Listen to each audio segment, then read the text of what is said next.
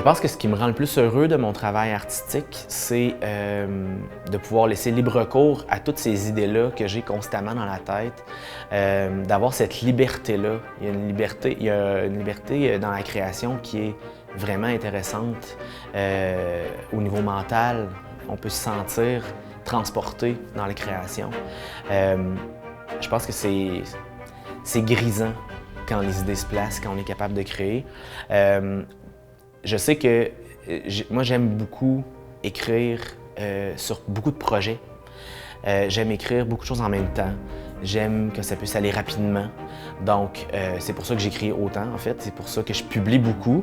J'écris beaucoup. J'en ai besoin de faire beaucoup de projets, peut-être des fois plus courts, mais qui me permettent justement d'explorer différents univers, puis de laisser aller cette imagination-là, de laisser libre cours. Et c'est rare les emplois où on est payé pour imaginer des choses qui n'ont pas de sens, tu sais, puis d'en faire une histoire ensuite.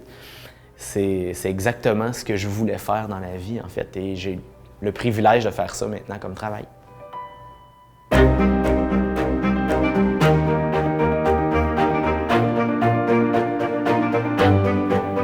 Pour moi, 2019 a été quand même une belle année créative. On a commencé avec la sortie du livre « Le souhait de Petite Souris » et puis suivi de la création en studio pour Petite Souris à la télé communautaire.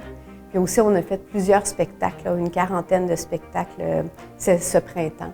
Donc, ça a été très formateur pour moi et Jean-Luc, mon coéquipier, mon conjoint, puis c'est mon musicien pour mes contes de Petite Souris.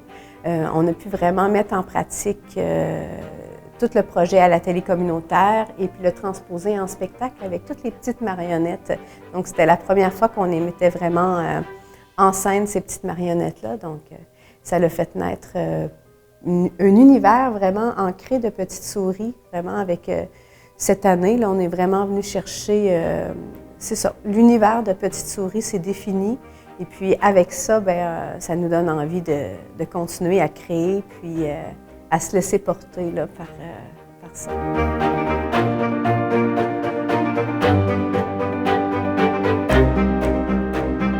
Je peux dire que je suis une artiste volontaire, déterminée, passionnée, qui ne fait pas les œuvres du siècle. Moi, je ne crois pas à ça qu'on va faire l'œuvre du siècle. Si on faisait l'œuvre du siècle, on n'en ferait plus. On rangerait nos crayons, nos ordinateurs. Alors, je suis quelqu'un d'investi.